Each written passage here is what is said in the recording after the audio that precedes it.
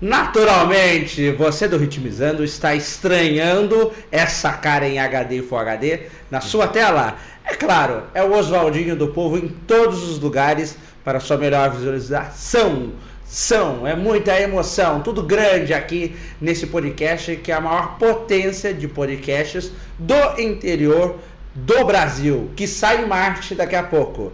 Eu sou o Oswaldinho do Povo, correspondente por um dia, e naturalmente eu vou te trazer uma entrevista com um cara que é fenomenal. Quem é ele? Sou eu mesmo, mas quem vai fazer a entrevista não sou eu, é ele, a potência, o comunicador, o mago do podcast. É com você, meu filho. Muito bom! Seja bem-vindo, meu Obrigado, querido Oswaldinho. E aí, galera, hoje começamos de um jeito diferente aí. Oswaldinho, que é um comunicador nato, vou apresentar ele para vocês aí. E antes de mais nada, já vou pedir para você se inscrever no nosso canal, já deixa o seu like aí, ativa o sininho das notificações. Manda esse vídeo, compartilha aí com pelo menos uns 5 amigos para ajudar a gente. Quanto mais pessoas assistirem ao nosso conteúdo, mais o YouTube vai mandar esse conteúdo para as pessoas que gostam dos assuntos que nós tratamos aqui, tá? Ritmizando Podcast, mais um programa para vocês, e hoje estamos com o Oswaldinho do Povo. Naturalmente. Seja bem-vindo, meu amigo. Obrigado, querido. Um prazer ter você aqui. Sei que você é um cara aí que tem vários compromissos, então é difícil ter tempo livre na sua agenda. E, pessoal, hoje a gente vai falar um pouco de comunicação, né? O Oswaldinho é um cara da comunicação, ele, como ele mesmo fala, e a gente percebe muito isso, ele é um comunicador nato, e ele juntou o amor pela comunicação com o profissionalismo e o estudo também, que é o que a gente vai falar um pouco sobre aqui. Bom, vamos começar. Oswaldinho, como que a comunicação entrou na sua vida, assim? Vamos começar pelo começo mesmo. Fala um pouco aí como que surgiu o amor pela comunicação, e aí a gente vai entrando aí no caminho que você tomou, nos rumos que você tomou até os dias de hoje. Olha, já primeiramente eu quero agradecer esse convite. É uma honra, um prestígio. Não preciso fazer rasgação de seda, mas é claro, hoje é uma relevância para quem é da dança, para quem é da comunicação, ser entrevistado no seu podcast é uma honra, junto com os grandes que passaram por aqui. Começando a sua pergunta, meu amigo, de um jeito mais comum possível. Como? Em casa, né? Me recordo que eu sempre fui uma criança muito comunicativa desde criança. Porém, em um dado momento, uma história muito curiosa, eu me recordo que a gente veio estava numa fase difícil, monetária, financeira, e a gente não tinha televisão, nem rádio em casa. E daí um casal de amigos, inclusive um abraço, a Mara e o saudoso Jacques, foram jantar um dia em casa, né? Eu sempre gostei, tive amizade com pessoas mais velhas já. Uhum. Nunca gostei muito de gente da minha idade, desse defeito.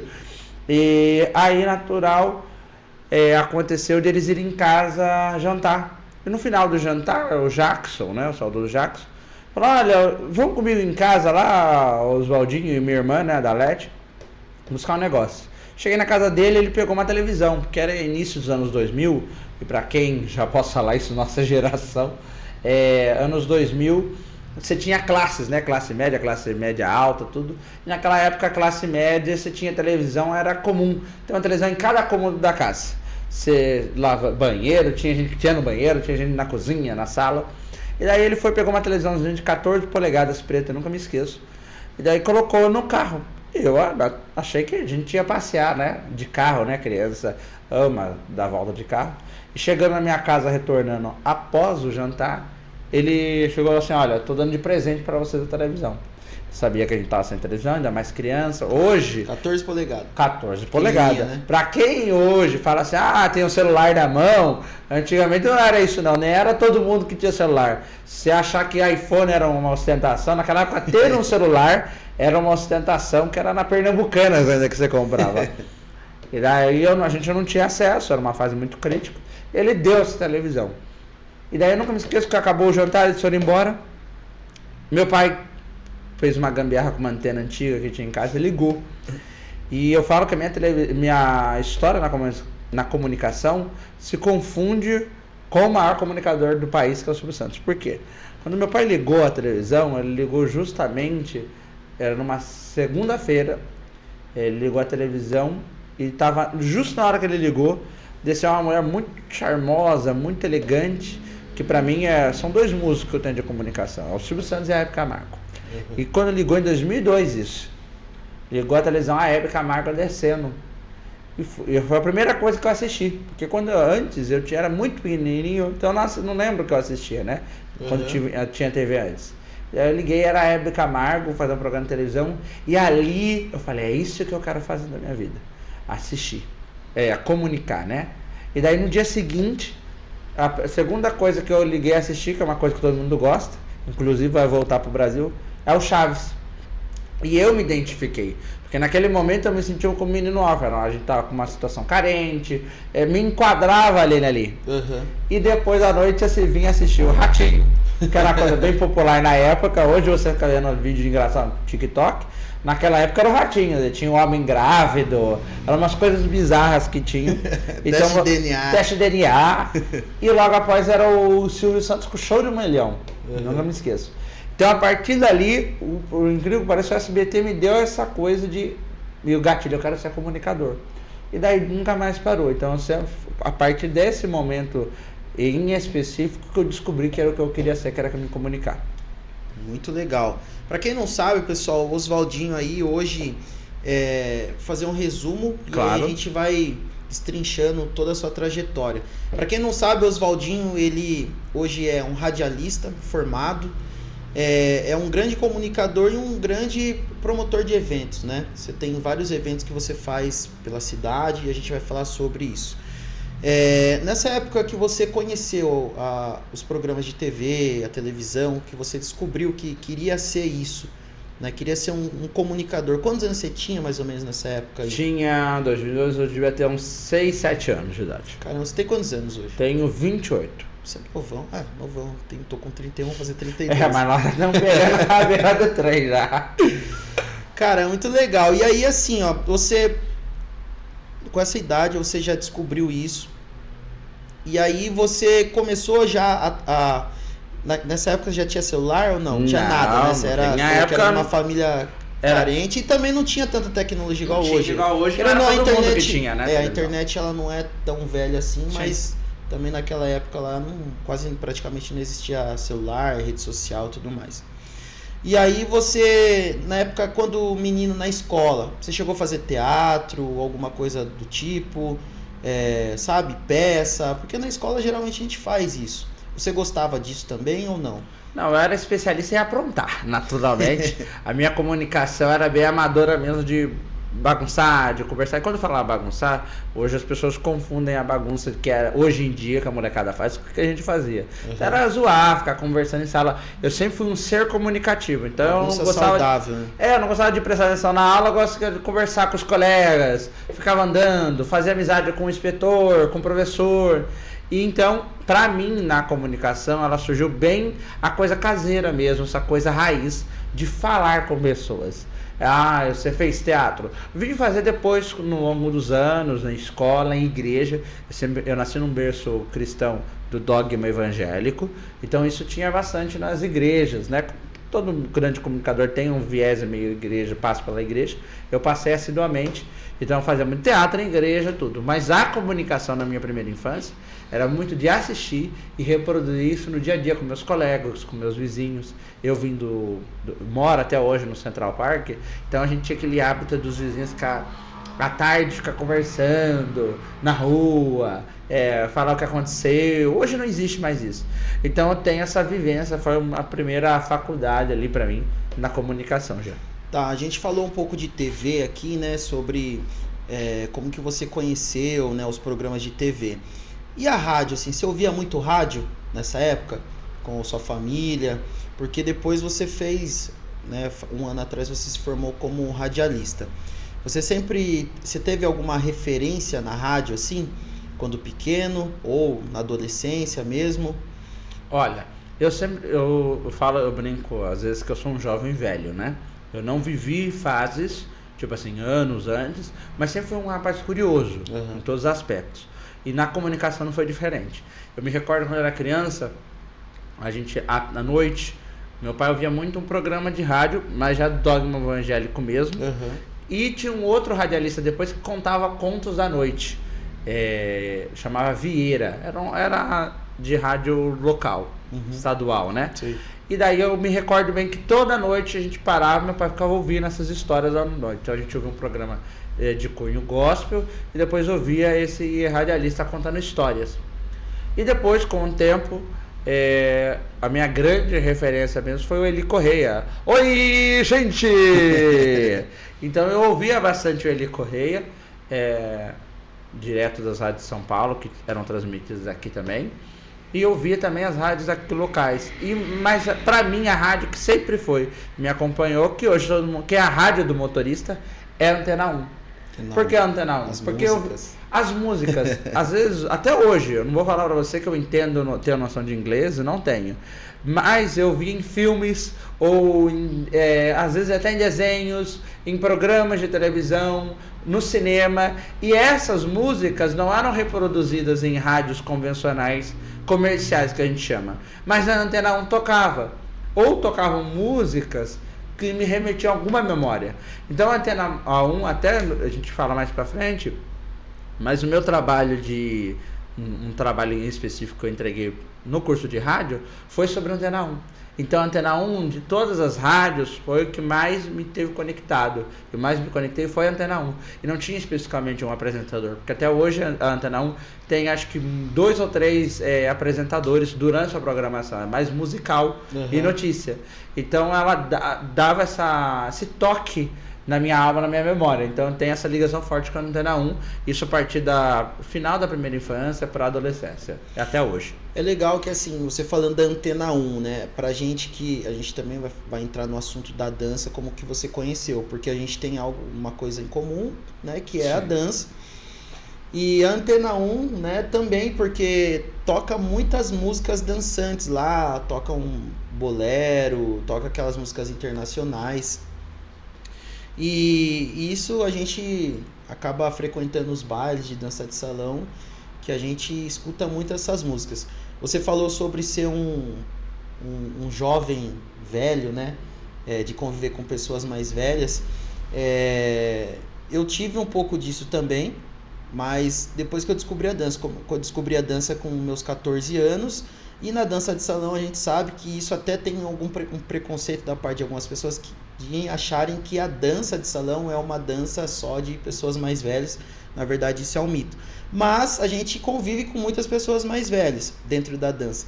Então a gente começa desde pequeno já a ouvir essas músicas. E a melhor hora para ouvir músicas, na minha opinião, na rádio é na madrugada. Sim. Isso Oswaldinho, é por conta das propagandas, devido às propagandas que eles fazem isso, porque durante o dia são os horários mais comerciais, eles acabam vendendo isso. Isso é uma dúvida que eu sempre tive, como leigo mesmo. Você que é da rádio, você pode explicar melhor sobre isso. Essa questão de por que toca muita música boa na madrugada e durante o dia quase não toca, né? Você fala que a Antena 1 tem poucos apresentadores, né? É mais pela questão comercial mesmo, de vender propaganda? Olha, eu acredito assim, a rádio também não me considero um expert, sou muito novo, perto dos grandes que tem, mas o que eu vejo no meu ponto de vista é o seguinte: a rádio, ela tem o único meio de comunicação que nunca vai acabar.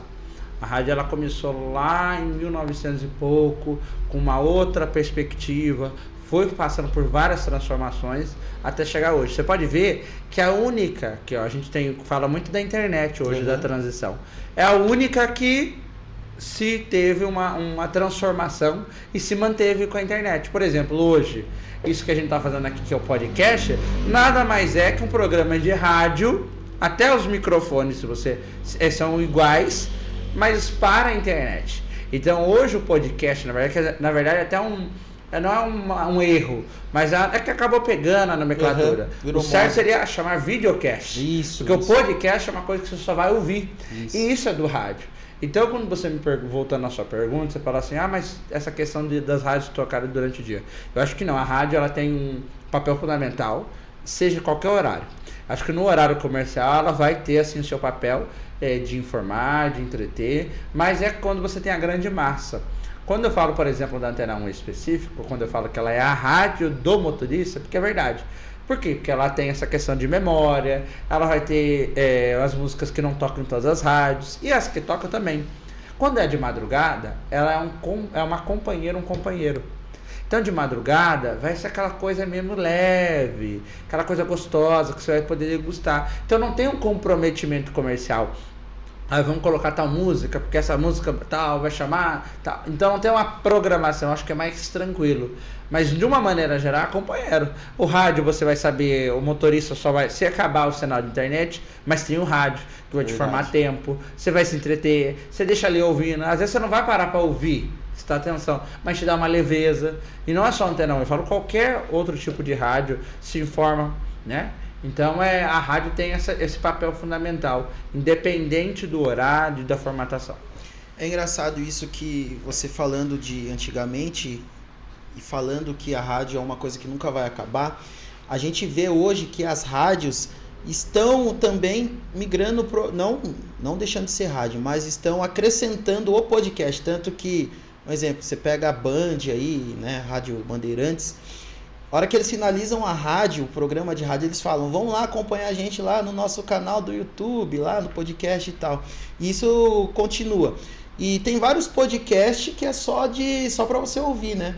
Tem podcast que é de contos de histórias, né, e tudo mais, que é realmente para a pessoa ouvir e imaginar. E o videocast, que na verdade é o nome que você falou que deveria ser. A gente quando penso em rádio, a gente liga muito o rádio com a música. Mas na verdade o rádio não é isso, né? É informação, como você falou. O que compõe assim, Oswaldinho, a rádio, fora a música? A rádio nada mais é, no meu ponto de vista, né? Isso é um ponto de vista pessoal.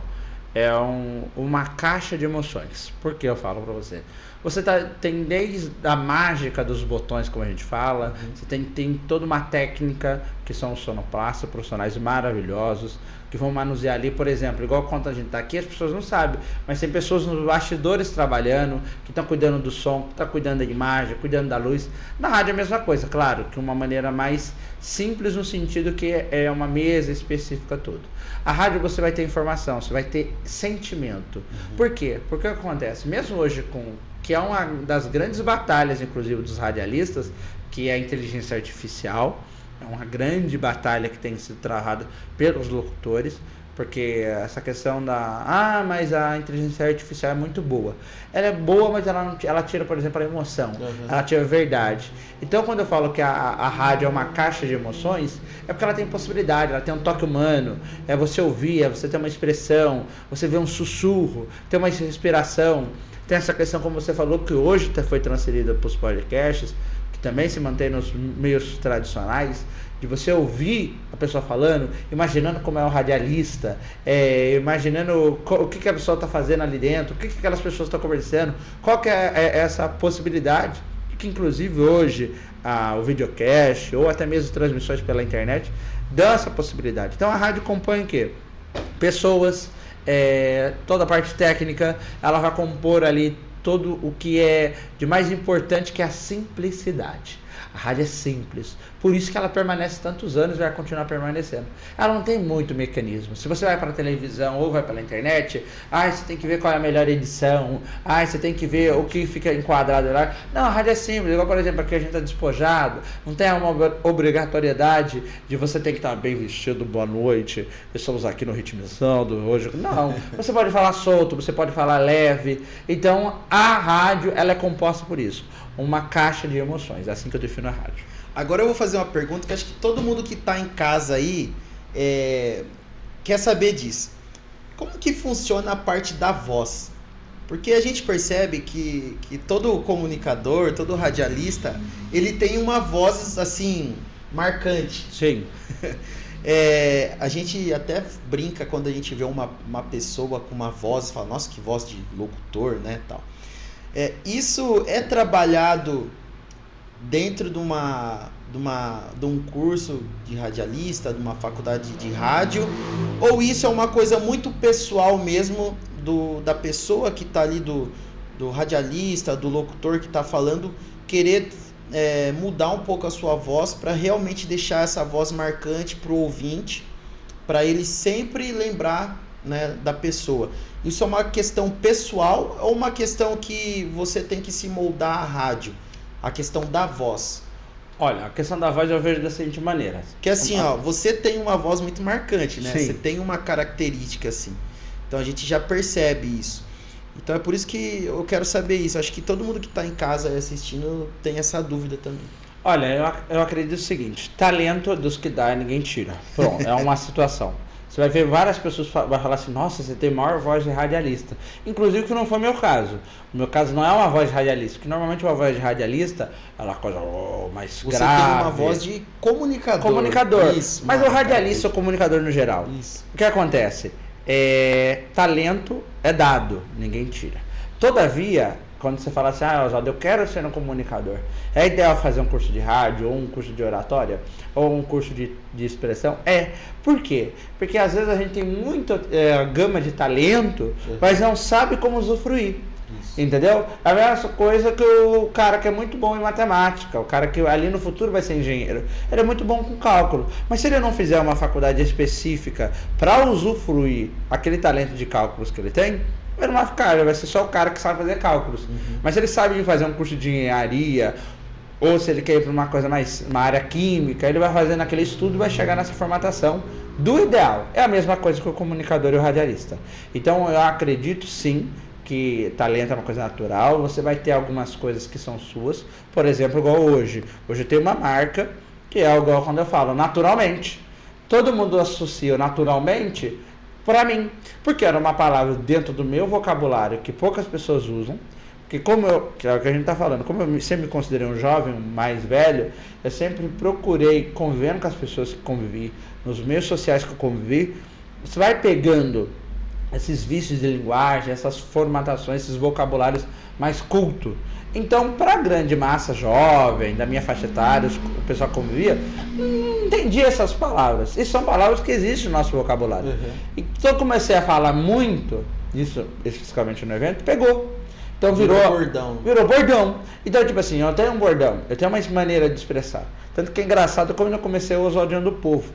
Foi uma coisa natural e que depois a rádio veio para aprimorar isso. Eu comecei, falei, nossa, eu podia criar alguma coisa, né? Eu era uma pessoa que, às vezes, né? Nem é sempre que a gente é muito querido, mas em alguns lugares a gente é querido e tal. Então já tinha o nome, Oswaldinho, né? Porque o brasileiro gosta dessa coisa diminutiva, aquela coisinha carinhosa e tal. Então era Oswaldo, meu nome de batismo, mas Oswaldinho ficou. Falei, quero criar. Porque eu já tinha esse sonho de comunicação, mas você tem que criar um nome, tem que criar alguma coisa. E eu sempre fui muito sociável. Daí, que é aquela questão que você está falando do pessoal. E daí vim, aí fui criando. Eu sempre gostei de programas que ninguém nunca assistiu. Falo jovem. Então eu sempre assisti Rony Von, Amari Júnior, coisa que nenhum jovem da minha idade assistiu. É um gosto particular meu. E eu vi o Amari Júnior nas festas dos ricos e famosos. Verdade. O jeito de expressão e tal. Falei, o Amari Júnior tinha um outro também. Otávio Mesquita. Que tá até hoje nas madrugadas do SBT. E daí ele fazia essas coisas de mexer, de gesticular e tal. Falei, eu vou pegar isso. Mas eu quero fazer uma coisa mais popular. Aquela coisa. E daí eu fico montando. Aí eu falei, eu sou uma pessoa que sou do povo, eu sou conhecido. Oswaldinho do Povo. Que é a questão da marca. Aí pensei, falei, tal. Ele chegava, ele chega na festa e falava, meus amigos, vamos tomar um champanhe aqui na festa. E daí eu falei, eu vou colocar isso pro povo, porque né, que ele era um nicho específico, eram os ricos, milionários, intelectuais. Não tinha isso pra grande massa. Eu falei, eu quero ser essa coisa, quero trazer essa coisa mais refinada, mas uma linguagem popular. E daí eu sempre ia fazer essa coisa da casa, eu só disse também, eu tô ótimo, sou do povo! Aí ficou a questão da voz, foi a questão de construindo um personagem que hoje existe. Quando eu fui pro curso de rádio, que também era um sonho meu, eu fui aprendendo com a minha professora, um grande abraço, minha mestra, minha guru, que é a Adriana Fratini, que é a grande voz da previsão do tempo dos jornais policiais da Band FM, é a grande potência da comunicação em Sorocaba. Não é porque é minha professora não, mas todo mundo reconhece. Se tiver no rádio, que a gente fala que o cara é companheiro, o rádio é companheiro, você ouvir ela todas as tardes falando, por onde você vai? Vai nesse trânsito, vai nessa rua. E ela me ensinou muito isso. Então, no curso eu consegui ter um aperfeiçoamento, fui melhorando como usar a arma que eu tinha construído, o personagem que eu tinha construído. É igual, por exemplo, naturalmente. No curso eu fui proibido de falar. Falou, Oswaldo, isso é vício de linguagem. Porque tudo eu usava naturalmente. Então, quer dizer, se eu não tivesse feito o curso, eu ia ter uma coisa legal, mas que ia acabar cansando as pessoas. Isso, porque toda hora você ia falar. Eu ia falar. Então, tipo assim, eu vou incrementando, ou eu uso de uma outra maneira. Então, o talento é nosso, mas o curso, a especialização, igual no meu caso específico, que é rádio, te deu um aperfeiçoamento pra mim, né, nesse aspecto. No caso, você tem que saber a hora de usar o negócio. Inclusive até pra pegar, né? Você não pode usar a qualquer hora. Eu vou colocar um vídeo que você me mandou aqui. Esse vídeo você tá no curso, né? Sim, tô no curso. Deixa eu colocar aqui, peraí. Dá pra pegar a TV aí, Will? Só um minutinho. Aqui. Esse curso, Oswaldinho, esse vídeo aí, você tá no curso de rádio. Sim. Esse curso é onde? Onde que você fez Olha, eu fiz curso? E recomendo para quem quer ser comunicador. É o Senac. Para mim é o melhor lugar de incentivo de cursos. É para cursos diferentes, como esse específico de rádio. Então é um lugar que é muito bacana. Você vai ver no vídeo, é um estúdio de rádio mesmo, com professores magníficos, são os grandes comunicadores da cidade. Então eu fiz ali o curso, duração de 1 ano, maravilhoso. Tem outros cursos também, curso para quem quer a parte de bastidor, que é sonoplasta, tem a parte de edição, tem de foto, podcast. Então foi ali que eu aprendi e me encontrei. Isso é uma novidade, né? Eu não sabia que tinha curso de Não, é novo. Lá até Oswaldo, eu tô querendo fazer um podcast igual o Jean tem aqui, acho legal, tudo, mas eu não tenho uma noção. Lá tem, o Senac tem. Então eu fico muito grato, foi uma grande oportunidade para mim fazer parte desse curso, fazer esse curso aí. É engraçado que você citou umas referências suas aí na comunicação, né? E aqui quando a gente fala você no evento, você lembra muito, né? A parte do trejeito, das suas apresentações, dos eventos que você faz. Então, essa parte aí, até na parte do próprio vídeo, não só de você, mas do próprio vídeo, que lembra muito aqueles programas de TV das madrugadas. A parte de eventos, Oswaldinho, como que você começou a promover eventos? E qual foi o seu primeiro evento? Qual foi o primeiro evento que você promoveu? Vamos lá, corrigindo que é uma coisa importante, as pessoas confundem. Até os lugares que faz. Vai ter história da dança que daí a gente entra mais a fundo daqui a pouco. Mas na dança eu fiz amizades, né? A dança é maravilhosa porque ela te promove amizades. E tinha um amigo meu, que é o Diego, um grande abraço, que é o dono dos eventos, né? Eu faço parte, ajudo na organização, sou apresentador, mas os eventos são dele. Ele tinha um sonho de fazer, a gente era de escola de dança, a gente era tudo amigo, e ele vem de família nordestina. E daí ele brotou no coração dele de fazer um forró. A primeira equipe do Forró do Cremosinho, a gente tinha feito um grupo excessivo de patrocínio da escola de dança que a gente fazia, que era a NDEC, que era o Núcleo de Dança do Eduardo Carriel. Essa equipe que viria a ser a primeira equipe do Cremosinho no futuro, fez um grupo de patrocínio do baile de 12 anos da escola, que foi ali no Clube Sorocaba. Foi uma festa maravilhosa, teve participação secretária da cultura, o prefeito participou inteiramente convidando. Quando você fala grupo de patrocínio, o que exatamente que vocês faziam? É que foi assim, quando teve esse baile, como era uma festividade, era pós-pandemia. Eu lembro que ele fez, foi maravilhoso, foi muito sofisticado, tal, de escola de dança. E daí a gente era parte da equipe, né? Que as escolas de dança, para quem não sabe, tem equipes de colaboradores que ajudam nas aulas, tudo. E naquela época, foi dividido em vários setores, né? E daí tinha o grupo da patrocínio, que era arrecadar o dinheiro. Legal. E, naturalmente, a parte do dinheiro ninguém quer saber. O pessoal quer ficar na parte da produção, de organizar tudo, uma parte do dinheiro. E daí na época eu falei pro Eduardo, olha, não, pode ficar sossegado que eu vou te ajudar no patrocínio, né? E daí eu juntei e falei, mas eu quero montar a equipe. Aí a gente tinha na época o Diego, que é o dono do Cremosinho, que era aluno, mas que foi liberado para ajudar. Tinha o Denis, o Dog, que muita gente conhece da dança. Isso. A Valquíria, A Camila, que era aluna, também era da equipe, a Val também era da equipe, e a Rebeca, que trabalhava na recepção lá da NDEC na época. Então nós formamos o grupo de patrocínio, que era arrecadar fundos. E a gente fez, até para vocês que querem ser patrocinador aqui, ó, do Ritmizando, já aproveita para fazer esse jabá. Vou colocar aí, ó. E aí, tá vendo? Já faz, vou deixar agora, já deixa esse gancho, ó. Faz você a propaganda aí pra Olha, ser um gente, patrocinador aí. Você tá perdendo tempo. Sua vida vai ser o Morango, você sendo patrocinador do Ritmizando. Por quê? Porque é o único podcast natural de dança, é um podcast da família brasileira em HD Full HD para a sua melhor visualização. Seja um patrocinador e a sua vida vai ser muito melhor. Ah, garota! Pagando, ó, agora o próximo. Cadê? Pagando aquele valorzinho no precinho. Que cabe no seu bolso. Apareceu 1, 2, 3 e pum. Apareceu. Não apareceu. Não apareceu. Vai para aí. Um valor simbólico e divulgue o negócio na sua TV. Olha aí, na nossa TV. É sua também, porque se você paga, é sua também. É isso. Aí voltando lá, você arrecadava a gente fez a grana, a gente arrecadou, nos unimos, essa equipe toda, e foi um sucesso, graças a Deus, arrecadamos um bom valor na época para poder ajudar no evento. E daí, nessa mesma época, o Diego falou assim, na época a gente ia ter só a dança de salão, aí o Diego deu no coração dele, não, vamos fazer um negócio de forró e tal. Ele fez, convenceu o Eduardo na época, relutou no início, mas depois aceitou. E daí a gente trouxe, que até hoje ele vem no cremosinho, que é o Black do acordeon. Esse cara é muito bom. Maravilhoso, negão raiz. Esse negão raiz aquela música Acalanta. Acalanta dele. Essa música é que sensacional. Pra quem é da dança, é a sofrência da dança, que é o Acalanta, a música dos apaixonados. Boa.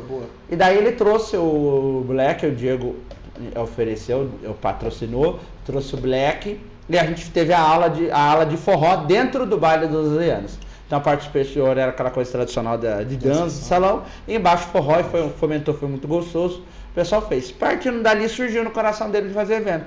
Passou um pouco de tempo depois. No coração do Diego. Do Diego.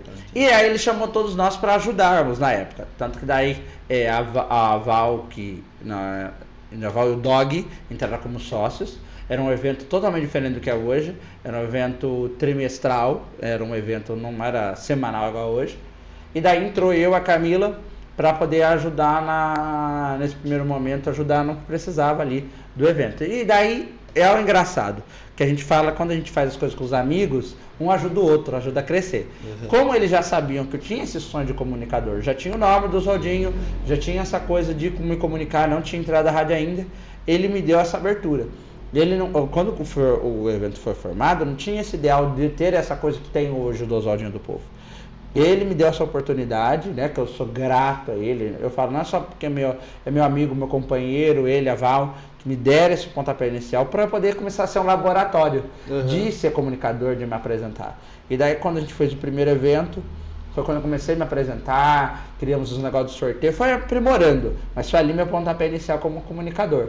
Então a minha função, eles que eram mais discretos, era fazer um anfitrião, que era falar com as pessoas, receber as pessoas, apresentar, entrevistar, conversar. Então dentro de um forró, que não era uma coisa original de se ter até hoje, fazer um show, um big show dentro do forró. Mas isso é muito interessante porque assim, às vezes a gente faz alguma coisa e a gente não tem noção quem a gente está atingindo com isso. Eu falo por experiência própria. Quando você começou a fazer as entrevistas no forró do Cremosinho lá, o nome já era esse? Já era esse. Quando você começou com as entrevistas, eu já tinha há muito tempo atrás a vontade de ter um podcast falando sobre dança. A gente começou o podcast aqui falando sobre dança, hoje a gente abriu um pouco mais o nicho. Sim. Mas, assim, a gente fica pensando, né, pra fazer, demora muito pra colocar as ideias, tirar as ideias do papel. E eu sempre tive, sabe, essa vontade de, sei lá, conversar com a galera. E eu vi um vídeo seu falando, tipo assim, na rede social, você entrevistando a galera dentro do forró do Cremosinho. Falei, cara, que da hora. Era tipo isso que eu queria fazer. Você entendeu? E aí eu comecei a ver, falei, cara, é muito interessante isso. É muito da hora isso. Porque o cara, ele tá pegando a galera naquele momento, que é o ápice, assim, da energia, da felicidade, do clima. E a galera tá transmitindo isso para as pessoas, principalmente as pessoas que não conhecem nada de dança, nunca foi no forró. E isso é transmitido de uma forma muito positiva, impacta muito. E aí eu vendo aquilo, eu falei, não, eu preciso fazer alguma coisa, eu preciso também passar isso para as pessoas de alguma forma, que daí foi a questão da ideia do podcast. Então é por isso que eu falo, às vezes você faz alguma coisa que você não sabe como vai impactar isso para as pessoas que estão assistindo. E para mim, no caso, impactou de uma forma muito positiva. E a questão do evento surgiu assim como você falou. A questão do nome. Como que surgiu esse nome? Ó, o nome que era... O meu amigo vai me matar.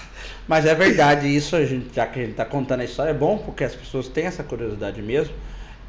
O cremosinho surgiu porque era um apelido que o Diego ganhou. Porque quando ele entrou na dança, ele tinha uma dança, um jeitinho de dançar que a gente dança, nós todos do cremosinho. A gente fala que é um estilo cremosinho de dançar, cada um a sua maneira. Aquela coisinha mais calentada, aquela coisinha mais leve. E as senhoras que eu falo assim, o pessoal sênior, mais maduro, vigor, porque não quer dizer que é mais velho, que né, dão banho muita gente nova. Apelidou ele de cremosinho. E pegou. Logo quando ele entrou no coisa. Então, o Diego era aluno de dança do Eduardo Carrel? Era aluno, na Você? verdade. Não. Assim, ó, acho que é mais fácil então contar como começou. Uhum. A gente se conheceu tudo na IDEC. A hora que a gente tá na parte de dança, que se me perguntaram na dança, eu te conto como entrei na escola e tudo tal. Mas pra você entender do cremosinho e tudo, o Diego era aluno particular da Alessandra Mendes. Que era a esposa naquela época do Eduardo. Uhum. Então ele sempre estava ali e foi ali que a gente se conheceu naturalmente. Mas ele já frequentava o forró tudo. E daí deram esse apelido. Apelido não, né? Deram essa conotação e ficou, quando ele montou o evento, ficou forró do cremosinho. Então foi por causa disso. Tem gente que acha que por causa daquele cremosinho da internet. Então, quando eu vi forró do cremosinho, eu falei, caramba, os caras vão trazer o cremosinho, velho. Porque o cremosinho, querendo ou não, é uma figura muito... Sim. Ele é um comediante também. Sim. Né? Então por isso que eu... Tem pessoas que até hoje ele é nordestino, né? Também. Ele é, então tem uma ligação muito Deu forte. essa ligação. E foi um nome que pegou até justamente por isso. Porque é um nome fácil. E já estava em ascensão com o comediante também. E daí surgiu isso dessa oportunidade. E daí cresceu, o nome ficou. Tanto que hoje tem o forró, tem o pagode do cremosinho. Isso. E assim sucessivamente. Isso que eu ia falar. Aproveitando o gancho que você já está falando sobre o evento em si. Hoje você continua fazendo o cremosinho. Você faz o forró do cremosinho. Você faz o pagode do cremosinho. E o stand-up só que não tinha o nome, né? Isso. Mas ainda você faz stand-up? Ó, eu apresento, né? Eu ajudo na organização. Fazer. Quando fala fazer, é bom que as pessoas entendam no sentido assim: fazer de fazer parte. Não necessariamente tomar conta ou ser o dono. Como todos sabem, é o Diego que é o líder do negócio. Mas fazer o ativo de estar ali com as pessoas, conversar, eu faço, participo e apresento o pagode e o forró. O stand-up foi uma temporada maravilhosa. Um aprendizado muito bom, né?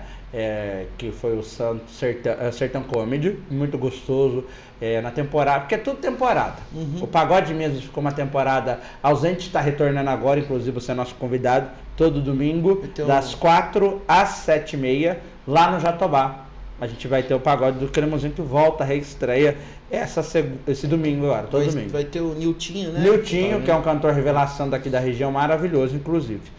O que acontece? Tudo foi temporada, só o forró que continuou, porque o forró que é o carro-chefe.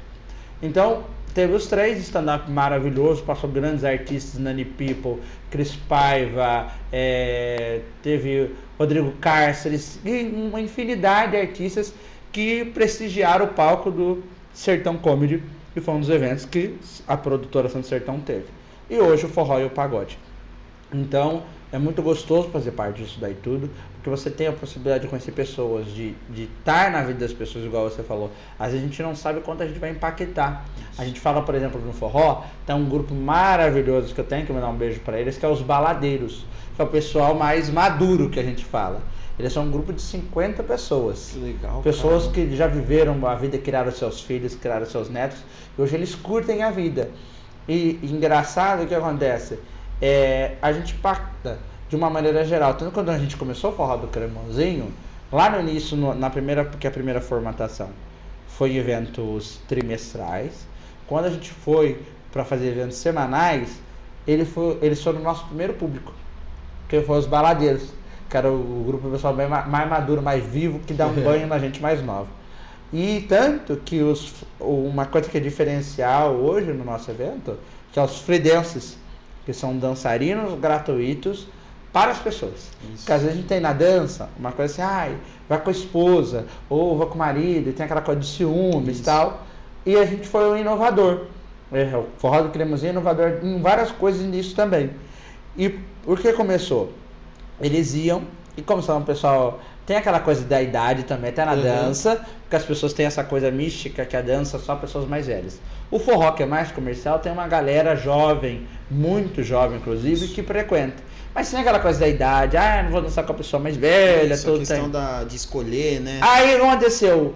Surgiu o caso deles, porque como eles iam assiduamente no evento, surgiu a ideia de fazer profissionais para dançar com eles, para eles se sentirem acolhidos no evento.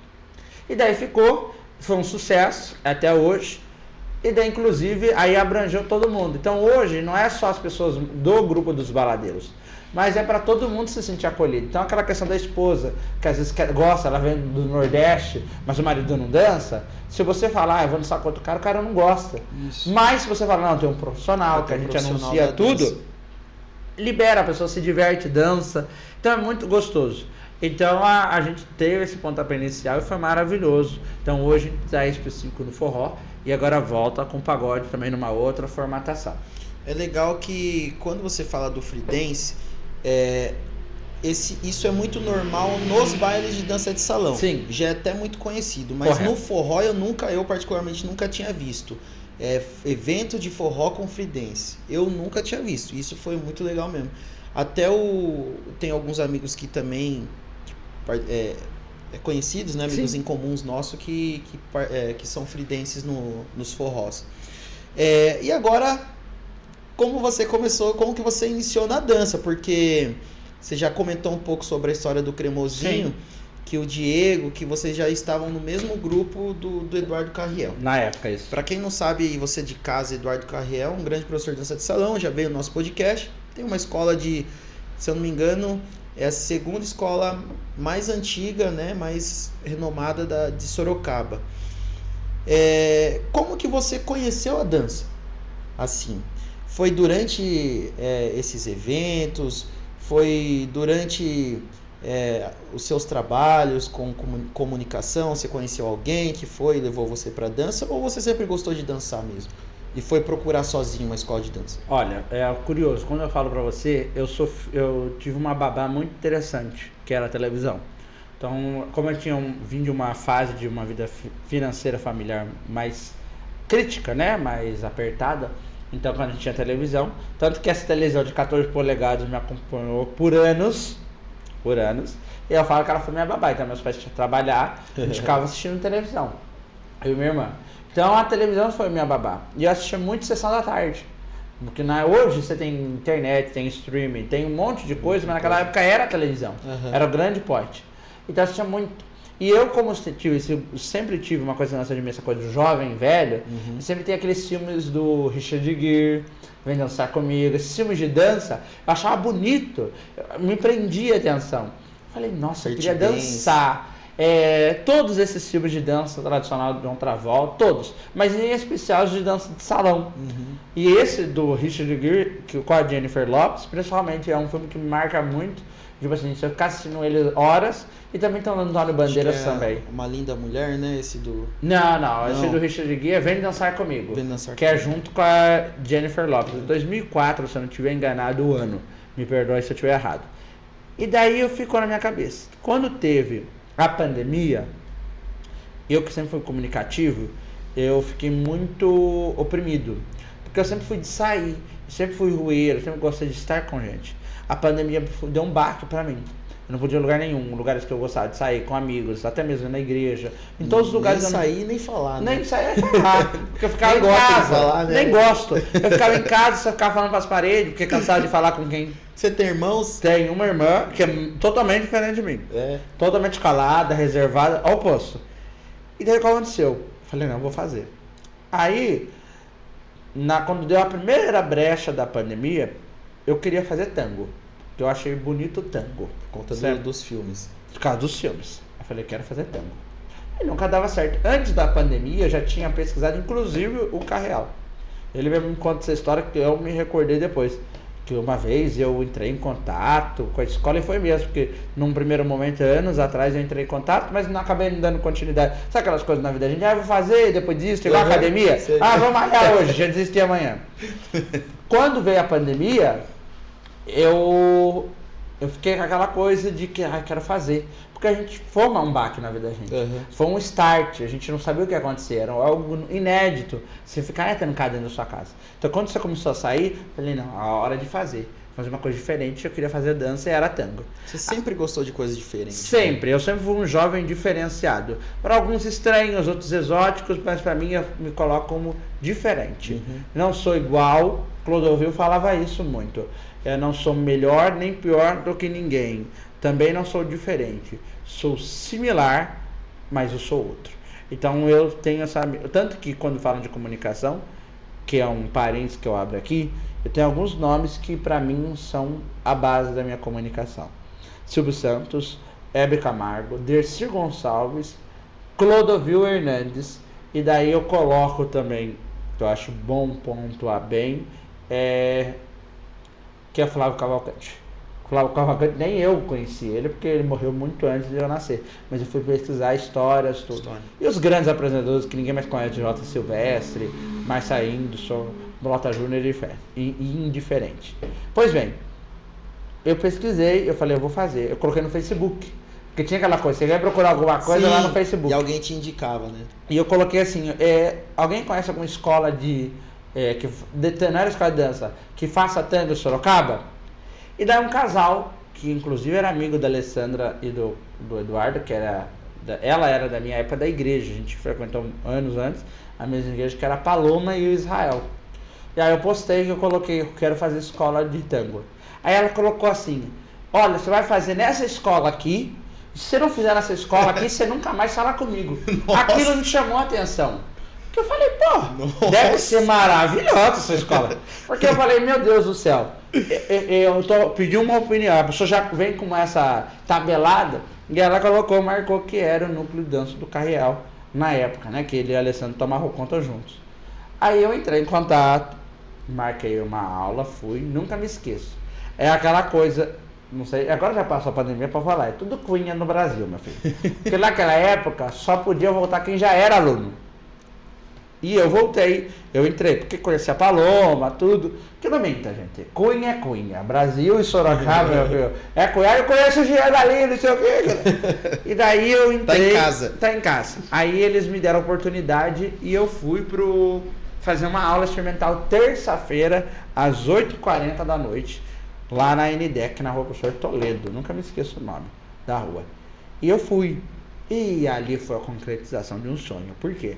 Porque tudo que eu materializava, que eu via nos filmes, eu vi pessoalmente. Eu não tinha visualizado alguém ainda dançando.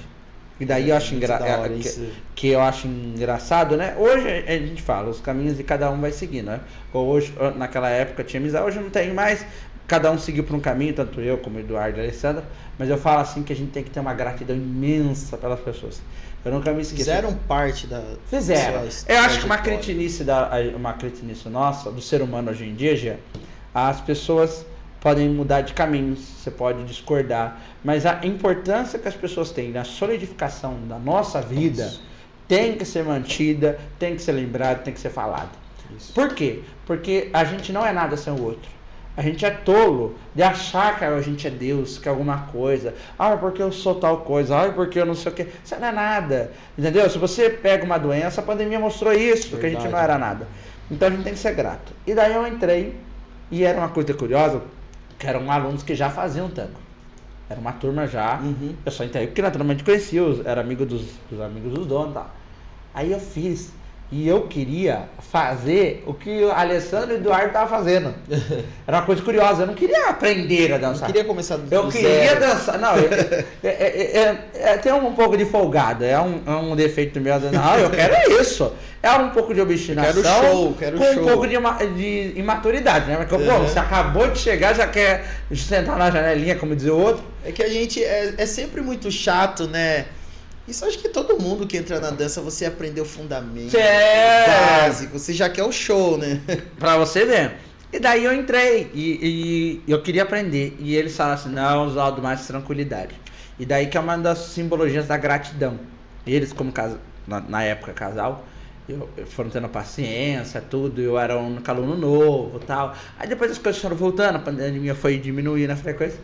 E daí eu nunca me esqueço, eles me deram de presente, Oswaldo, você vai se acalmar. Porque eu sempre fui agitado, extrovertido, essa coisa, então eu sempre tive esse afobamento. Isso é uma coisa minha que vai melhorando com o tempo. Eles me deram de presente o Alessandro e o Eduardo bolero.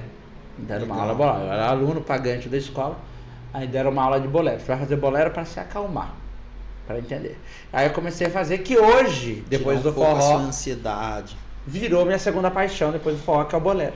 Aí eu comecei a fazer o bolero, aí eu comecei a conhecer as outras pessoas, porque o tango, até hoje, é uma coisa nichada. Não é qualquer um que quer aprender tango. Isso. Tango é uma pessoa que gosta. Não é uma coisa que pessoa assim, eu vou ali fazer um tango. Não. Tanto que os bailes de dança de salão é muito difícil tocar tango. Tango, Só quando alguém vai lá e pede o álbum toca uma, duas músicas e já era. Acabou. O bolero não, ele tem aquela coisa, aquele glamour ainda, mas é mais tranquilo, é mais gostoso de dançar. E daí eu comecei a fazer amizade. E daí, calhou, logo depois, pegar amizade, eu comecei a pegar muita amizade com o Eduardo e com a Alessandra lá. E daí veio duas vontades, tem a equipe de escola de dança, né? Aí me chamaram, foi um encontro. Eu fui pra me apresentar porque eu queria ser da equipe. E eles vieram com convite. Foi bem em casa. Eu nunca me esqueço, estava na entrada da recepção da escola de dança. E a gente foi ter uma conversa, era um dia à noite. E daí aconteceu isso de eles me chamarem para a equipe. Que daí entra o porquê de eu conhecer todo mundo. Aí entrei, foi muito bacana. E daí tem uma história que eles podem não lembrar, mas minha memória é maravilhosa. Então eu lembro a história. Ela inventou. Não, eu lembro dessa história. Que um dia a Alessandra e o Eduardo me contaram naquela ocasião. Eu nunca esqueci, que me marcou bastante. Tem uma vez que foi quando eu entrei em contato com a escola, a primeira vez da pandemia. O Eduardo, que é um jeito dele mesmo, e bisoiar. Ele foi bisoiar minhas redes sociais. Onde ele falou assim um dia, ainda vou ter esse rapaz na minha equipe. Eu fico até feliz, porque é bom você saber dessas coisas, né? No dia que houve o convite da equipe, um dia eu vou ter esse rapaz na minha equipe. E eu me convidei a fazer parte da equipe, eles também convidaram, e eu entrei. Tanto que na época tem processo seletivo para entrar na equipe. Tanto que a minha época foi a única que não teve. Eu entrei direto. Sempre tem um processo e tal. E eu entrei, foi muito bacana. Foram alguns anos que eu fiquei lá. Foi maravilhoso. E foi ali que eu tive a oportunidade de aprender os outros estilos. Porque quando você é de equipe de escola de dança, poucas pessoas sabem, quem não é do meio, você tem que fazer várias aulas. Isso. E daí foi a época que era o primeiro amor. Sabe igual quando você se apaixona? Sei. Cara, eu só queria saber de escola de dança. Eu esqueci todos os meus outros compromissos. Eu ficava todo santo dia em escola. Tudo eu queria aprender, tudo eu queria fazer e tal. E daí o que aconteceu? Logo depois, tem questões de cunho pessoal. Casal deixa de não ser mais casal, são amigos até hoje. E naquela época, eu já estava fazendo aula de forró. E daí o Eduardo, já solteiro até então, falou, eu vou começar a ir para os rolês de forró. E daí eu fui junto com ele. Ele me convidou. Porque eu não tinha ainda amigos, né? Tava conhecendo as pessoas, então conversava mais com ele. Aí nessa mesma época a gente tinha uma amiga em comum até hoje, que é a Valkyria, que hoje é uma das produtoras do Cremosinho dos eventos, que era amiga dele também, conheci ela ali na escola, temos amizade até hoje. Nessa mesma época o Diego era aluno da Alessandra, começou a frequentar também os forrós. A Camila, que era uma amiga minha de outro ciclo social, vendo os meus vídeos na internet, quis entrar pra dança, entrou também, tava ali fazendo parte, daí eu comecei a ir nos forrós de Sorocaba, que eu não ia. Porque não tinha outros, como você falou, era mais baile de escola, né? E aí eu comecei no forró. Aí começou a fazer amizade esse pessoal aí. Que hoje, esse pessoal todo que eu já te mencionei, Diego, Valquíria, o Dog, que eu conheci, que o Dog. Dog me apresentou. Aí a gente começou a ir no forró. E uma curiosidade, eu fiquei quase um ano indo no forró e não dançava com ninguém. Por quê? Porque é uma coisa, eu não acredito em signo, mas o perfil é existencial. Eu sou virginiano. Então é metódico. Então na minha cabeça era assim, se eu não for pra dançar, o básico bom, eu não vou dançar. Então não chamava ninguém pra dançar. Eu ia com eles, Você tudo. queria tá perfeito, O tivesse pessoal. E daí, naturalmente, eu não dançava. Eu só dançava com a Camila e Caval. Aí depois, com o tempo, eu fui dançando e fui aprendendo tal. Então essa minha primeira parte na dança foi dessa maneira. Tanto que eu falo muito, eu sou muito grato aos dois, porque me abriram portas, me apresentaram pessoas que até hoje são meus amigos e conheceram. Então a gente tem que, quando as pessoas falam assim, ah, mas você não convive mais e tudo tal, a gente tem que ser grato. Sim, com Tem, certeza. fazem parte da nossa memória, eu acredito que na sua também pessoas fazem parte. E daí eu comecei a conhecer pessoal. E daí teve esse desdobramento, você vai mudando de círculo de amizade, foi se fundindo, que ficou hoje que a equipe do, que é o Cremosinho. Ficou eu, a Val, o Diego e também o Dog. E daí as pessoas que já fizeram, hoje não fazem mais parte, mas fizeram parte do Cremosinho. E foi isso. Então a dança hoje virou minha segunda paixão. Tango nem pensar. Se você perguntar pra dançar tango hoje, quero dizer, não lembro mais, hein? Tem que voltar a fazer aula algum dia. Ele foi procurar dança por causa do tango e agora ele falou que o tango nem pensar. Não, rapaz do céu, eu nem lembro mais. Mas isso é muito engraçado porque hoje você, com certeza você sabe disso, que até falo, né, pro meus alunos, para as pessoas que ainda não são da dança, que eu acho que o melhor jeito para você começar na dança de salão, um dos melhores ritmos é pelo forró. Sim. Provavelmente, né, a pessoa que vai num baile de forró, num evento, ela já se apaixona pelo estilo da dança, pelo público, pela galera, Sim. que é uma galera mais receptiva, porque você vai num baile de forró, você vai num baile de tango, cara, se você for a primeira vez num baile de tango, primeira vez, o tango te assusta. Nem né? o baile, A mas primeira a dança de salão, assim, no Isso. geral, né? Mas o tango, particularmente, ele te assusta, porque se você olhar a dança, é uma dança mais dramática. Mais classuda, mais técnica. O pessoal, você olha a cara do pessoal dançando, é uma Mais cara sério. mais séria, assim. Então, se você for a primeira vez no evento de tango, você se assusta um pouco e você começou na dança pelo tango. E espanta você permanecer. Então, isso mostra o quanto você estava afim de aprender a dançar. Sim. Né? Porque a maioria das pessoas, igual eu falei, começa pelos estilos mais fáceis. O E tango... tem uma coisa interessante, não te cortando. Isso eu observei tanto quando estava na IDEC, nos eventos e agora também na temporada que o Cremosinho tem até hoje, né? Tinha parceria com a Talent. Que o que eu observo, as pessoas vão para a escola de dança, aprendem, fazem um pouco e depois param. Não tem uma continuidade. Tanto que a única coisa do estilo, por isso que as pessoas que é tão forte no país, no estado de São Paulo, e que te dá a oportunidade de ter eventos, não só como Cremosinho, mas outros, não só de Sorocaba, mas em outros lugares, é o forró. O forró é uma dança que se é considerada mais fácil, entre aspas, de se aprender. É uma dança comercial, tem uma questão cultural do Nordeste, de ser uma coisa brasileira, e daí te dá essa vertente. Tanto que as pessoas às vezes vão fazer um tango bolero porque gosta. Isso. Mas o forró todo mundo faz. Porque todo mundo quer aprender um passinho, 2 pra lá, 2 pra cá, pra ir nos bailes, pra dançar com a família e dançar. Então o forró é o que faz, é o puxador, né, o extensor da dança de salão. Então graças ao forró é que você tem os outros ritmos viventes. Verdade. Caso do forró, né? Isso. E a questão do... Você falou um pouco sobre o forró do Cremosinho, os eventos, né? Sobre o Diego, a Val. Sim. O Diego hoje você trabalha numa produtora, Sim. né? Como que é o nome mesmo? Santo Sertão. Santo Sertão. Essa produtora é fundada pelo Diego? Isso mesmo. E ele fundou essa produtora... quando ele promoveu o primeiro evento de forró, ele ainda não tinha essa produtora. Não tinha essa produtora. Quando teve. Na verdade, é assim, ó. Quando ele sonhou com isso, ele fez o evento, criou o evento do forró do Cremosinho, naturalmente. E daí veio a necessidade de ter uma produtora, porque você vira uma empresa. Isso. Tanto que as pessoas às vezes falam assim, os demais eventos, para quem não sabe de forró, de Sorocaba em específico, são casas que promovem eventos. Uhum. Contrata uma banda mais regional, um músico específico, toca ali e faz o formato show. O forró do Cremosinho, ou os eventos, mas em especial o Cremosinho, é um evento de uma empresa. Então é uma empresa, tem profissionais, tem funcionário, é um conglomerado. Então hoje tem a produtora, produz os eventos, Tem agência de publicidade, tem outras empresas que fazem parte desse conglomerado da produtora. Então foi porque se tornou algo sério. Começou numa escola de dança, começou com um grupo de amigos, um sonho no coração igual do meu amigo Diego, e hoje virou uma empresa que tem funcionários, que tem clientes, tem patrocinadores. Então hoje não é um evento assim, vamos fazer um evento de dança. É uma empresa, é uma produtora, é uma produção de eventos. E ali eu estou, e eu que faço a parte de comunicação. Que é falar, apresentar, entrevistar, estar com as pessoas, fazer aquele network, né? Então, por exemplo, você veja como que é engraçado. A gente não entende, como você falou, que a gente marca a vez as pessoas. Eu representando, porque a gente tem que ter uma responsabilidade. Você como um comunicador, sabem disso. Igual a gente tá conversando no bastidor, porque às vezes alguma coisa que a gente fala, as pessoas não entendem. Nós comunicadores temos um grande potencial, uma grande arma. Mas se a gente direcionar ela errado, pode ser uma bomba atômica.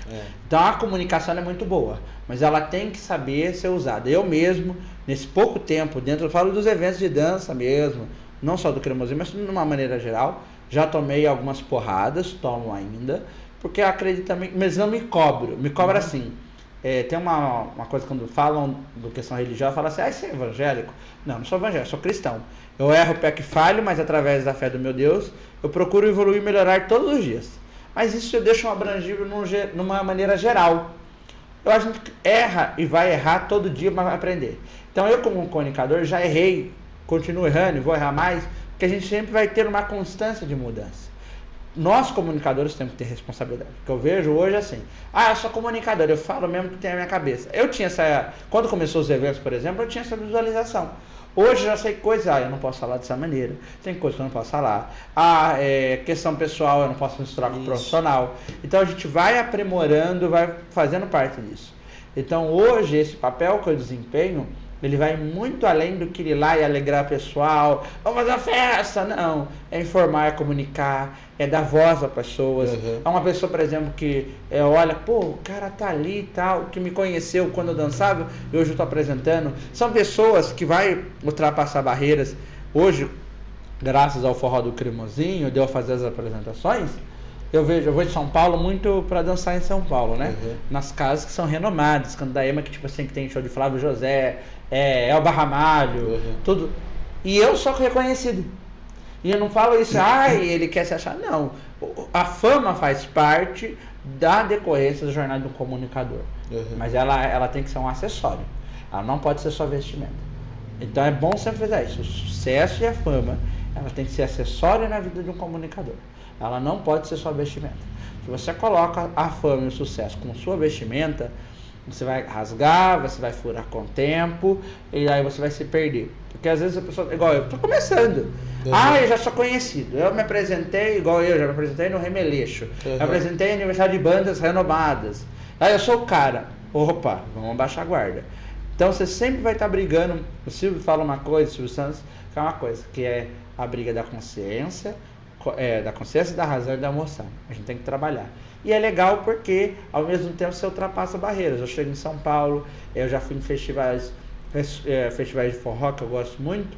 Pessoas do Espírito Santo de Minas, você que as pessoas acreditam que eu sou cremosinho. Eu falo, gente, não sou cremosinho. Eu faço parte, todo mundo acha, na verdade. Quando você começou, eu achei que o evento era porque você era o cremosinho também, e por isso você deu o nome do evento. Sim.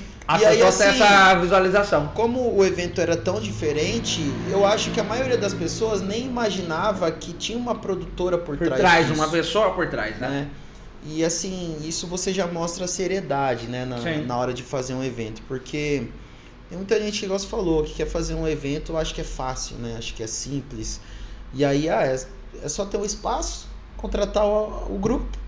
E aí, como que você vai promover esse evento? Quem que vai apresentar isso para as pessoas? Como que você vai atrair as pessoas? Como que vai ser o desenrolar desse evento? Então, é muito interessante essa questão da produtora que hoje vocês fazem parte. Sim. Porque isso traz uma seriedade e faz com que realmente aconteça, dê certo, né? Eu acho que está faltando um pouco disso na maioria dos eventos que a gente vê. Você não vê evento com produtora, né, hoje. E aí eu te faço uma pergunta, seguindo esse raciocínio, claro, que é A gente está falando de evento, mas qual o erro não cometer na hora de divulgar um evento? Porque assim, o que você vê hoje que é um grande erro que as pessoas cometem? Você acha que é falta de organização, pelo fato de não ter uma produtora, ou não? Ou é algo mais simples assim? Olha, eu acredito que são alguns fatores, mas acho que dá para pontuar alguns. Respondendo a primeira pergunta, fez 2 ou 3 na mesma. O erro de você divulgar um evento é você divulgar aquilo que você vai oferecer. O que acontece muitas vezes, a pessoa, não, vamos fazer um evento tal, vamos fazer acontecer. Chega lá, a pessoa não tem essa entrega. Consequentemente, você vai ter uma descredibilidade, vai deixar o seu evento sem credibilidade nenhuma. Por quê? Porque a pessoa, nossa, você vai lá, faz um flyer bonito, faz um vídeo bonito, não, porque vai ter isso, vai ter aquilo e tal. E como você bem falou, produzir um evento não é fácil. Todas as camadas, né? Igual dentro da produtora, a gente tem a agência que cuida da parte de marketing, parte de divulgação, você tem a parte, os assessores de evento que cuida da parte do pessoal de contratar garçom, segurança, portaria, tem um sistema. Então é um conglomerado de atuações para que um evento, seja ele simples ou não, aconteça. Então eu acho que o erro primordial é o quê? Você oferecer demais, entregar de menos. Porque daí você perde. Acho que outros fatores que são... que deixam o evento defasado ou com má credibilidade, que é a questão que você não ter comprometimento, não acreditar naquilo. Se você não acredita no seu evento, por exemplo, seu podcast, se você não acreditasse no podcast, não iria acontecer. Porque o que é mais natural do ser humano, isso é do ser humano, em especial do brasileiro, a negatividade é muito grande. Você coloca uma ideia, não é que às vezes a pessoa não gosta de você ou não gosta do seu projeto, mas é que é natural, ela, pô, eu não tive essa ideia. Pô, a ideia que eu tive de um projeto pessoal meu não deu certo, você acha que o seu vai dar certo? E às vezes a pessoa não é nem inveja, é porque a pessoa não tem esse up de criar algo novo. O ser humano é muito, na grande massa popular, e quando eu falo popular não falo de rico, pobre, negro, branco, eu falo numa maneira geral, ele não tem esse predispor em criar coisas e sair da caixa, como falam, né? Então, quando isso acontece, você vai ter pessoas que vão jogar pedrada, que vão ser negativos, que vão falar, você não devia falar isso, tudo tal.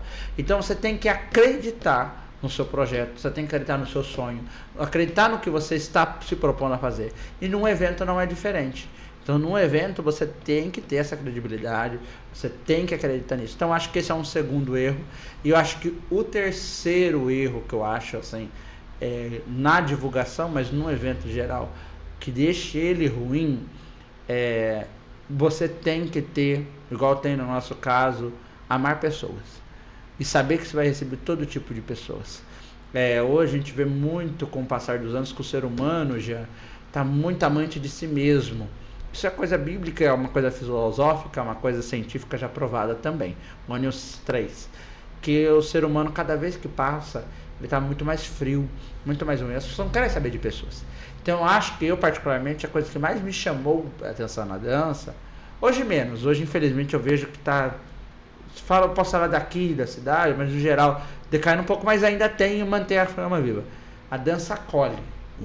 Então, a dança é um grande abraço. A Nair Belo falava que o aplauso para um ator era um grande abraço. Eu vejo que a dança é um grande abraço para almas feridas.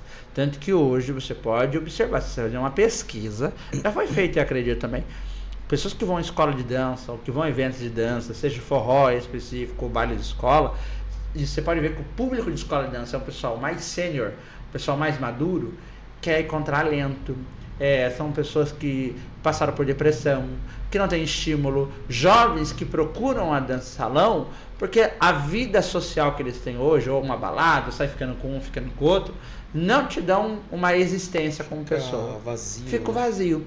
Então eu acho que você fazer um evento, você não pensar e receber todo tipo de pessoa, esse que é o barato. Eu falo por mim. Como eu comunico, que estou com as pessoas ali, converso, eu aprendo muito. Eu já tive várias experiências, já ouvi muitas histórias, já contei muitas histórias. Eu falo assim que a gente não é perfeito, sabe, Jean? E eu sou um tipo de pessoa que sou muito comunicativo, falo muito e já falei muito até que não devia, tipo assim, social. Mas o que eu mais aprendi é como cada ser humano funciona. Seja no ser vivente como evento, como pessoa. E, consequentemente, como evento, participando como apresentador, me traz vivências como ser humano. Histórias de pessoas que são sozinhas, pessoas que são carentes, pessoas que são depressivas, pessoas que querem um sorriso, as pessoas que querem uma dança. Verdade. Então, para mim, são essas três coisas que podem fazer com o evento se divulgar. E divulgar não é só postar ou só anunciar. Divulgar ele em curso mesmo. Divulgar no dia a dia. Propagar ele. Por isso que eu acredito que o nosso evento especial, não é puxando sardinha, em outros eventos também, cada um a sua característica, a sua maneira, tem esse sucesso, porque é feito por pessoas.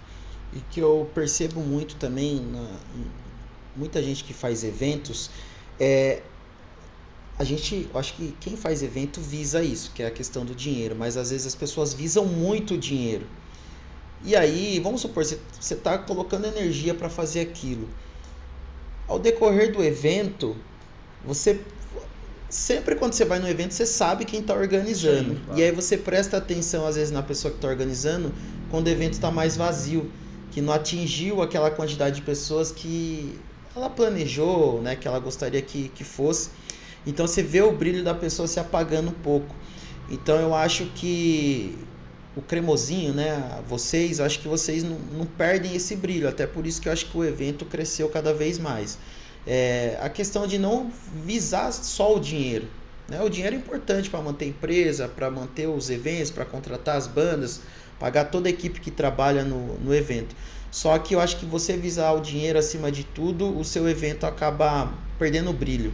Você acaba ficando desmotivado e acaba até deixando de fazer, né? Igual você falou. Fez não deu certo, você já para ali. Igual você falou, isso é das pessoas, da maioria das pessoas, do brasileiro também. O evento que vocês fazem hoje em dia dá muito certo. Só que com certeza, eu acho que já isso não foi de agora, já deu errado. Como que foi a trajetória aí, né, para o evento ter o sucesso que tem hoje? Para você ter ideia, o que você falou, a hora que você falou, já veio tudo na memória. Quando começou, né, teve a ideia, nós todos nos unimos, fizemos, tá, aquela coisa toda. Primeiro evento, na primeira formatação, é aquela coisa que a gente fala, a gente tem uns planos, mas o destino, o universo, Deus tem outros. Quando começou era para ser um festival. Uhum. Então, primeiro foi muito certo, que inclusive foi no Jatobá o primeiro, há 2 anos atrás. E era um evento que ia ser trimestral. Bandas, pequenas ou grandes, igual a maioria. Uhum. Ia ser comum, como fala assim, um nome diferente e tudo, mas como a maioria. Deu super certo. O segundo, tanto que as pessoas falam que é do forró, especializado fala que foi o forró mais luxuoso que teve. O segundo a gente fez em Araçoiaba, foi num lugar lindo, gente. Eu lembro. Foi tipo num negócio de casamento. Tipo uma fazenda. Isso, San Jardim. Lindo, rapaz, era coisa cinematográfica. Legal. Uma cotinha. Vocês fizeram uns vídeos com drone. E, olha, foi investido grana, não quero mais. Foi uma coisa majestosa. Aí logo, tipo assim, no primeiro evento, já vieram bandas muito boas, veio o Black, que tá desde o início, né, que acreditou sempre. O Black é de São Paulo? Black é do Rio de Janeiro. Rio de Janeiro. Aí ele veio 2 dobrados, maravilhoso, uma banda maravilhosa. Arrumar um esquema pra gente trazer ele aqui. Claro, naturalmente, por que não? E a próxima vez que ele vier, dá pra conversar. Ele vem mais cedo mesmo, o Black. Vamos conversar sim. E daí o que acontece, rapaz? No segundo, a gente só trouxe os mutantes do forró. Que era o Enoch Vigolino, que é um dos grandes musos, grandes tradicionais, um dos afilhados do Luiz Gonzaga. Vocês trouxeram Dona Zaira? Dona Zefa. Dona Zefa veio ter boys também, já veio já no nosso evento no formato original. Mas nesse segundo, que foi apoteótico, veio o Ó do Forró, que hoje é uma das principais. Eles estão entre o forró pé de serra, que esse forró que se dança, eles estão na linha do top 5. Então, dos top 5. Uhum. Veio eles logo de cara no segundo evento. O Coisa de Zé também, que eu falo que são os menudos do forró. É um grupo maravilhoso que eu amo. Eu gosto de todas as bandas. Seria pecado eu falar que eu não gosto. Mas tem algumas que viraram amigos. Sim. E o Coisa de Zé é um dos que eu gosto pra caramba. Eu sou amigo. Inclusive, é por isso que eu falo pra você. A gente não sabe os desígnios do universo, de Deus e da vida. Lá atrás, eles vieram tocar no segundo evento. Que foi esse majestoso que foi majestoso. há algumas semanas atrás, eu fui me apresentar no Remeleixo, que é junto com a Andaema, as duas principais casas do Brasil e do estado de São Paulo de forró, no aniversário deles. Então, você lançava 2 anos atrás, era um rapazinho que estava ali com um amigo e apresentando, e hoje, na casa principal de forró, fui fazer a convite deles, fazer aniversário, Remeleixo lotado em São Paulo, você que não conheceu, vá, é maravilhoso, lotado, apresentar o aniversário deles. Então, você vê como que é coisa. E daí eles foram, ó, do Forró e Narco Virgulina, banda da feira, que é a maravilhosa que é daqui, e foi um evento majestoso, tinha... Olha, nunca em um forró foi tão luxuoso. Mas, rapaz, no final, ficou mais devendo do que o governo deu pra gente. Ficou mais caro. Rapaz do céu, todo mundo se inscreveu no Bolsa Família depois, naturalmente. Porque foi uma coisa muito investida. Não tinha experiência. Que vocês, aqui na verdade, eu acho que vocês queriam passar realmente uma experiência muito boa para os convidados, não, né? Eu acho que não, era imaturidade, como fala assim, não tinha aquela vivência ainda. Entendi. E como primeiro, é aquela coisa do jovem. É aquela coisa do jovem, você que está nos assistindo de casa. Você, a primeira vez, eu dei andadinha de moto. Na segunda, já tô andando bem. Já quero empinar. A hora que você vai, você dá um capote, você cai. É a mesma coisa. Então, eu acredito que foi a gente andando de bicicleta. A bicicleta foi muito bem. Quis andar de moto e fazer uma coisa. Pois bem, até hoje é lembrado. O evento, não no formato que deu depois Pelo menos não deixou a desejar. Não deixou a desejar. Todo mundo lembra até hoje. Mas não foi aquela coisa toda. Todavia, mudou o formato. E daí nós fomos para o formato que nós estamos até hoje, que é o formato semanal. E daí foi maravilhoso, porque no formato semanal permitiu não ter tanto investimento, né? Focavam em investir mais internamente e, consequentemente, foi dando a formatação. E ele foi crescendo nesses 2 anos, cada vez ele foi aprimorando. Quando ele começou, ele era das 7 às 11h30 da noite, aí foi se aprimorando. Hoje, por exemplo, é até as 12h30 da manhã, que fica equiparado igual a São Paulo. São Paulo é até de madrugada, porque as pessoas... A vida hoje do ser humano é tardia. Então as pessoas não têm tempo, tipo assim, durante uma sexta-feira igual era, o nosso sempre foi de sexta, sai 7 horas do trabalho, em trânsito, que é Sorocaba, para ir num forró, se arrumar, para ficar até 11 horas da noite. Então ele foi evoluindo. A gente fala que, por isso que aquilo que eu falei anteriormente, foi crescendo com o público, foi aprendendo com as pessoas, foi crescendo, então foi amadurecendo. Hoje a gente fala que ele completou 18 anos, o forró que criamos nesses 2 anos, que foi aprimorando até chegar no ponto que está de êxtase e vai tendo essa melhora. Então, quando começou foi nesse formato de festival, depois de 2 eventos de festival, virou nesse formato que nós somos hoje, que é, graças a Deus, consolidado, querido pelo público, e vai sempre tendo aquela coisa que vai se moldando. E o que você falou, uma coisa aí que eu acho interessante, que é bom pontuar, é o seguinte: não foi sempre sucesso. Dentro desses 2 anos, a gente teve altos e baixos. Teve épocas, tipo assim, de toda sexta-feira, bombando, uma sexta-feira, aula lotada. A gente chegou a dar mais de 300 pessoas numa noite. Nossa, eu fui lá, teve um dia que eu fui, uma sexta-feira, inclusive, você tava lá. Foi depois desse dia que eu fui, que eu falei com você sobre a gente, já faz tempo que a gente tá tentando marcar de conversa. E aí eu fui, era carnaval, era sexta-feira de carnaval. Vocês levaram 2 bandas e, cara, tava lotado. Cara, tinha mais de 250 pessoas na casa. A gente andava assim. Só que ao mesmo tempo que você fala tá desconfortável, você fala tá gostoso. Porque tá cheio. Porque tá cheio. Eu gosto de lugar cheio. Sim. Que parece que tem mais vida o negócio.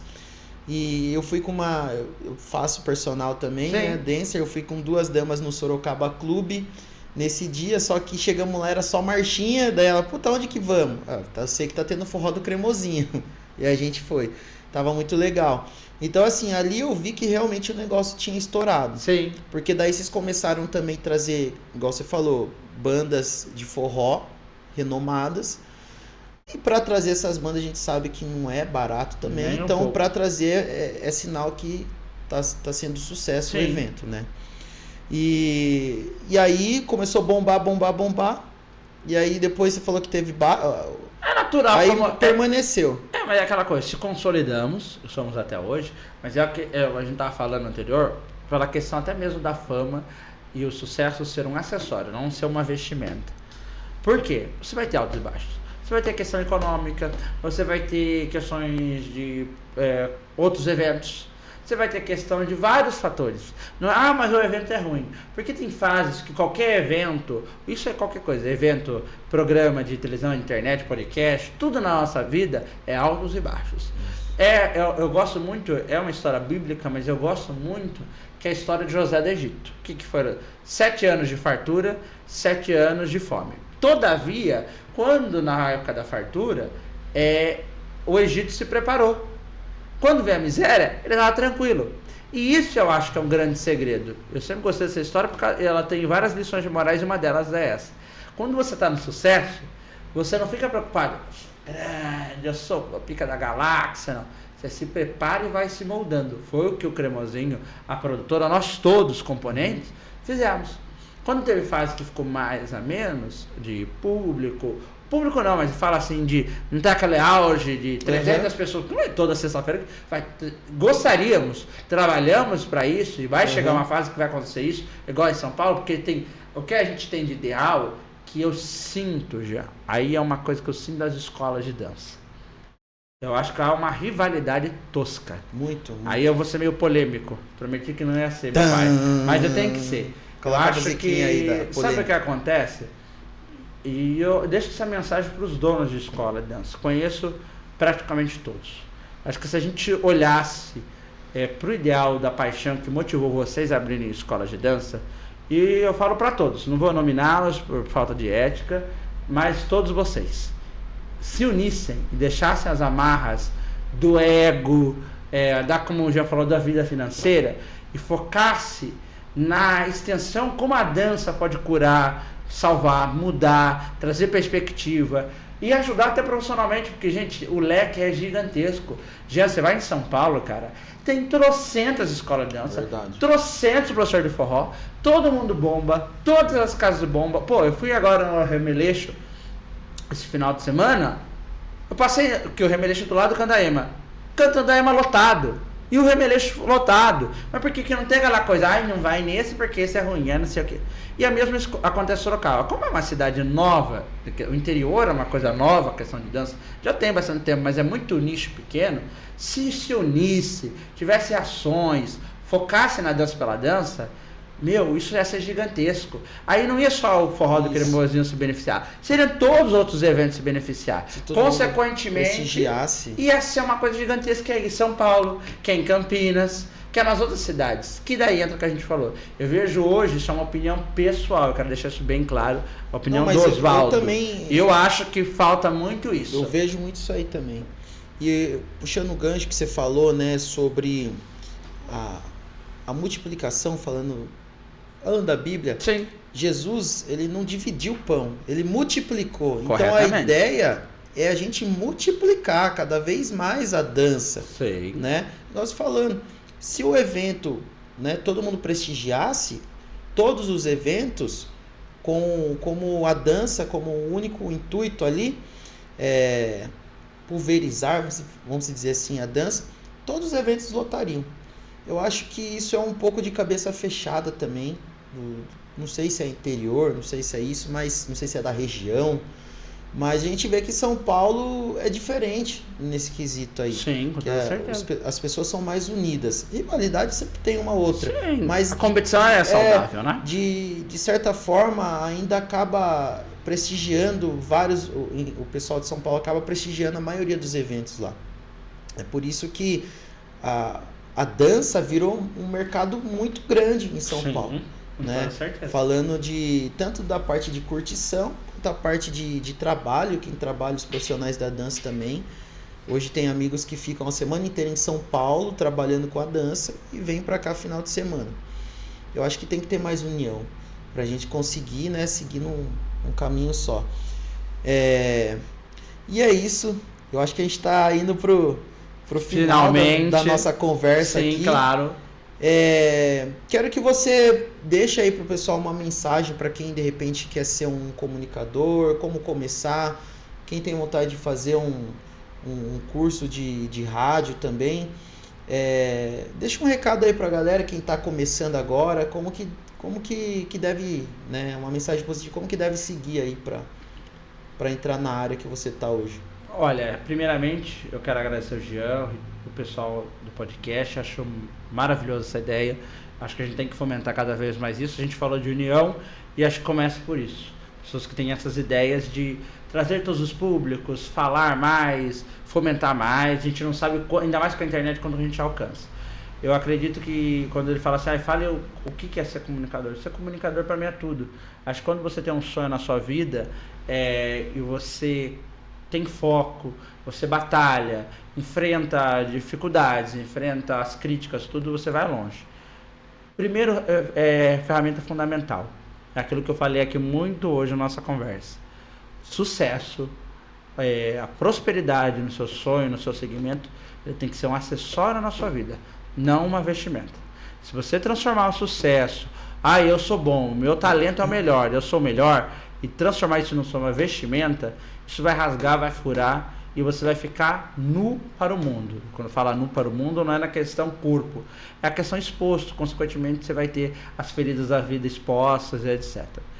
Comunicação é maravilhosa. Se você gosta de comunicação, não desista. Eu nunca desisti. Até hoje eu enfrento e falo, você não deveria fazer, você faz de jeito estranho. Não tô nem aí. Eu acredito muito no meu potencial, acredito no talento que Deus me deu e acredito em pessoas que acreditam no meu sonho, no meu projeto de vida, que é ser comunicador. Quer ser comunicador? Invista tempo, estudo, vai assistir podcast, vai fazer curso online, vai se matricular, igual eu falo aqui, né? Eu fiz curso no Senac de rádio já. Lá no Senac tem um monte de curso para quem quer ser comunicador. Mas eu não quero ser comunicador, eu quero ser editor. Tem curso de fotografia, tem curso de edição, tem curso para podcast, igual o Jean faz aqui. Hoje tem curso que é novo. Então você tem uma infinidade de coisas. Tem uma frase que eu falo que todo mundo sabe: a vida não é um morango, mas ela pode ser, com sua dedicação, uma bela de uma amora. Acho que é isso basicamente, crer em Deus e naturalmente a sua vida vai ser muito melhor. É isso aí. Hoje ficamos com a presença do Oswaldinho do Povo. Muito obrigado. Obrigado, querido. Pela presença aqui. Vamos fazer mais vezes. Claro, vamos fazer o próximo e tentar trazer o Diego, o pessoal. Vamos trazer o pessoal. Falar com os cantores, trazer os cantores de forró. Naturalmente. E aí fica o convite que eu fiz pra você nos bastidores, que a casa tá aberta pra você. Claro. Se quiser fazer um quadro aqui. Eu fui chamado, gente, de fazer quadro aqui.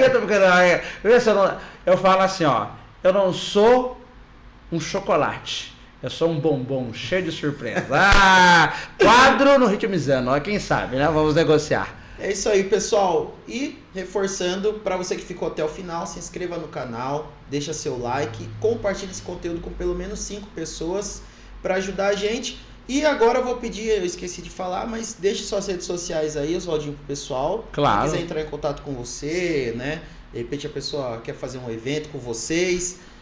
Como que faz para procurar vocês aí? Olha, @Oswaldinho do Povo, naturalmente.